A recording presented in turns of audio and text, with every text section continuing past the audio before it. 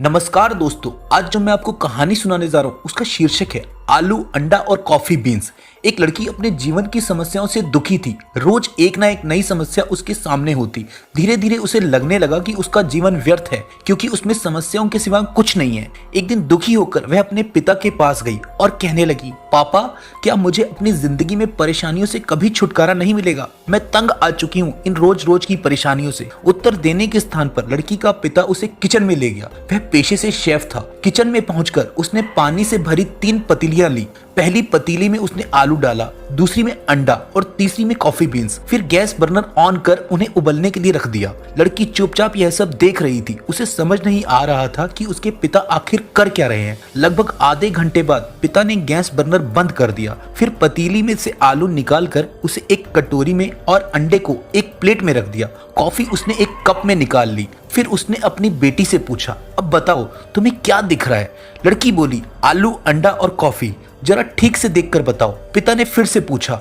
लड़की ने फिर से वही उत्तर दिया। तब पिता ने उससे कहा कि वह इन चीजों को छूकर इस प्रश्न का उत्तर दे। लड़की ने सबसे पहले आलू को छुआ, वह सख्त था। फिर उसने अंडे को छुआ, वह कठोर हो चुका था। इसके बाद जब उसने गरम गरम कॉफी पी तो उसके स्वाद से उसका दिलो दिमाग तरोताजा हो गया। लेकिन उसे इन सब का मतलब अभी भी समझ नहीं आया था। वह पूछ बैठी, पापा, इसका अर्थ क्या है? पिता ने कहना शुरू किया, तुमने ध्यान दिया होगा कि पहले आलू सख्त था लेकिन उबलने के बाद वह नरम पड़ गया। वही नरम और कमजोर अंडा सख्त हो गया। उधर कॉफी बीन्स पानी के साथ इस तरह घुल गई कि उसने एक नई स्वाद भरी चीज बना दी। तीनों एक ही परिस्थिति से गुजरे लेकिन सबका व्यवहार अलग अलग था और परिणाम भी।